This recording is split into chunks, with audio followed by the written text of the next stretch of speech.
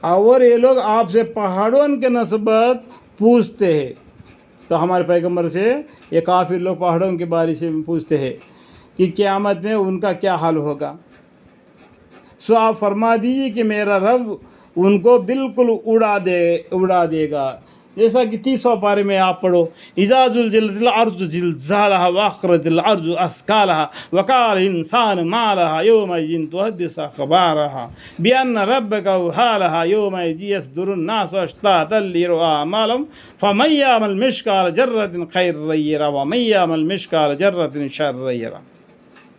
پھر اس زمین کو ایک میدان ہموار کر دیں گے جس میں تو اے مخاطب، دیکھو اے مخاطب کون؟ ہمارے پیغمبر صلی اللہ علیہ وسلم، انڈائریکٹ میں، بغیر نام کا انڈائریکٹ سے بولتے، نہ ہمواری دیکھے گا اور نہ کوئی بلند دیکھے گا. زمین بالکل ہموار ہوگا، بلند نہیں ہوگا. اور اس روز سب کے سب خدائے خود بلانے والے یعنی سور پھونکنے والے فرشتے کے کہنے پر ہولیں گے. ہمارا ایک فرشتہ ایک چلانا چلا دیا، سور میں پھونک مار دیا، سبھی آدمی اس ایک فرشتے کے پکارنے کے طرف دوڑ پڑیں گے. دوڑتے ہوئے میدان حشر میں، میدان قیامت میں جمع ہوں گے. یوم ينظر المرء ما قدمت يداه ويقول الكافر يا ليتني كنت ترابا کے سامنے کسی کا کوئی، یعنی اللہ کے سامنے فرشتے کے کہنے پر ہولیں گے، اس کے سامنے کسی کا کوئی ٹیڑھا پن نہ رہے گا. کوئی ٹیڑھا پن دنیا میں بولتا ہے نا، ماں باپ سے بھی بچے لوگ الٹے سلٹے باتیں کرتے، بڑے بزرگوں لوگوں سے بھی الٹے باتیں کرتے رہتے، وہاں پر کوئی ٹیڑھا پن نہیں رہے گا، سیدھا پن رہے گا. اور تمام آوازیں خدائے رحمان کے سامنے مارے ہیبت کے دب جائیں گے. سو تو اے مخاطب، دیکھو دوبارہ بولتے ہیں، سو اے مخاطب ہمارے پیغمبر صلی اللہ علیہ وسلم، بدل پاؤں کے آہٹ کے اور کچھ نہ سنے گا. قیامت کے دن جتنے بھی مردے زمین سے اٹھ کر پلشرات سے نکلتے ہوئے اللہ کے سامنے حاضری ہونے کے لیے چلتے رہیں گے، صرف پاؤں کے آہٹ کے علاوہ کوئی آواز نہیں سنے گا. سبھی آدمی اپنے اپنے فکر میں رہیں گے، بس جلدی جلدی جلدی جلدی قیامت میں پکارنے والے فرشتے کی طرف حاضری ہونے کے لیے بھاگتے ہوں گے.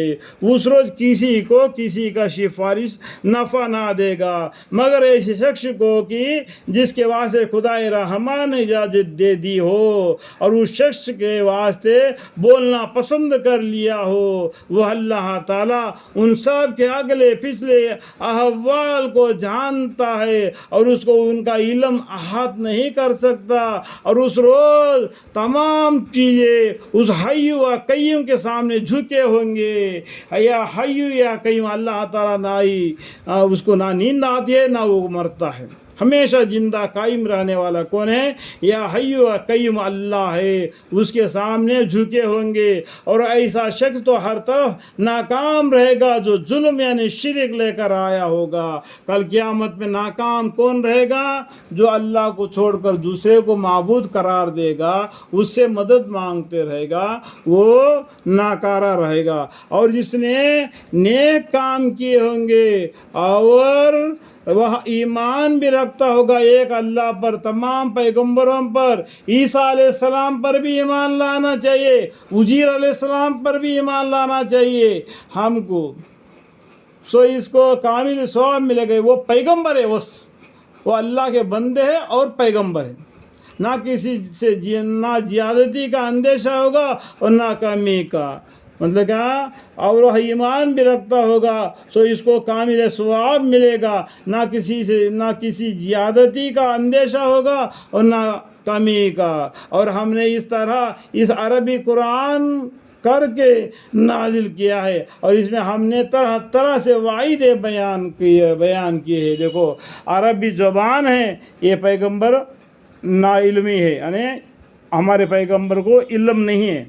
ایک قرآن عربی ہے تو کچھ اب سمجھ گئے ہوں گے، تو تاکہ وہ سننے والے لوگ ڈر جاوے اور یہ قرآن ان کے لیے کسی قدر تو سمجھ پیدا کر دے. جب یہ قرآن پڑھا دیا جائے گا اور سنیں گے تو ان کے دل میں کچھ سمجھداری پیدا ہو. یہ قرآن ان کے لیے کسی قدر تو سمجھ پیدا کر دے. سو اللہ تعالیٰ جو بادشاہ حقیقی ہے، بڑا عالی شان ہے، اور قرآن پڑھنے میں قبل اس کے آپ پر اس کے وہی پوری نازل ہو چکے. حضرت نہ کیا کیجئے، جو پیغمبر صلی اللہ علیہ وسلم، جو جبرائیل علیہ السلام قرآن شریف آپ کے پاس لاتے ہیں تو آپ نے کیا کرنا کہ دیری نہیں کرنا. عجلت نہ کہ اس میں کیا کہ مسئلے مسائل میں نہیں جانا. جس طریقے سے قرآن آیا اللہ کا، آپ اس کو لے لینا. اللہ تعالیٰ اس کو یاد آپ کو کر دیں گے، آپ کا سینے میں قرآن کو بھر دیں گے، آپ بھولیں گے نہیں. اسی طرح کے صحابہ کے سینوں میں بھی قرآن تھا. یہ قرآن ابھی کاغذوں میں ہے، اس سے پہلے کہاں تھا؟ صحابوں کے کلیجے میں، سینے میں تھا، پیغمبر صلی اللہ علیہ وسلم کے سینے میں تھا. اس کے بعد میں یہ کتاب کے میں کیسا بدل گیا آپ کو معلوم ہے، مسلمانوں کو بھی معلوم ہے. نہیں معلوم ہے تو معلوم کر لینا. یہاں پر اس کی بیان کا یہ نہیں ہے.